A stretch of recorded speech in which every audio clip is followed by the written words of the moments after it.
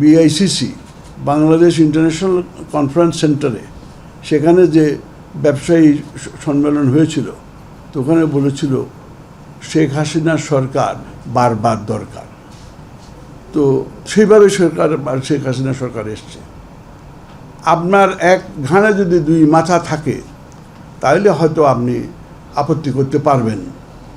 যদি আপনাকে আমন্ত্রণ জানানো হয় যে আপনি আমার সাথে সরকার প্রধানের সাথে মিটিং করবেন আর আপনি ঘরে বসে থাকবেন, আপনার এক ঘাড়ে যদি দুই মাথা থাকে আপনি পারবেন।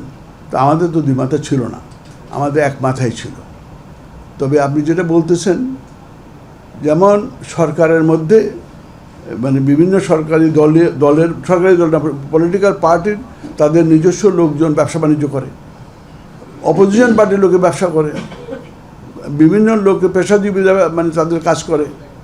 তো এক একজন এক এক রকম মতবাদের আছে, এখনও আছে, সামনেও থাকবে, এটা কোনো সময় অস্বীকার করা যাবে না।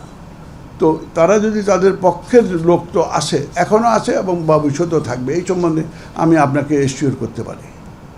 তো সেই কারণে আমরা মনে করি যে এখানে কেউই নাই। তবে আমরা এখানে যারা আসি এখানে কেউই বক্তব্য দেওয়ার মতো কেউ ছিল না। ওখানে আমরা ইনভাইট করা হয়েছে, I could not refuse it to go, আমাকে যেতে হয়েছে।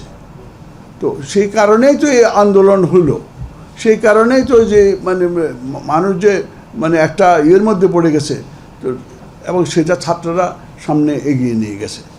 সেখানে তখন ছাত্র জনতা তখন সাহসটা পেয়েছে, সেই সাহসের কারণে আজকের পরিস্থিতির উদ্ভব হয়েছে।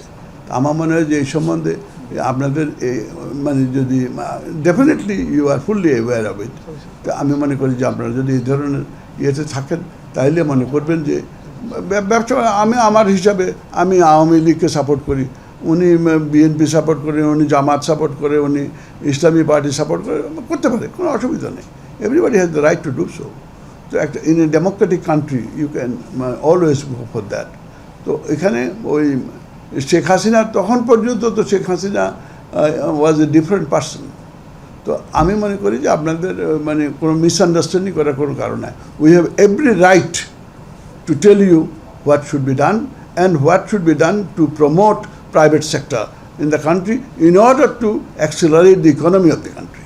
The media was under the total control of the Indian government, এবং তারা যারাই তাদেরকে সাপোর্ট করে নাই বা তাদের সম্বন্ধে বক্তব্য তাদের শুনতে চায় নাই, তাদের উপরেই খড়গহস্ত হয়েছে।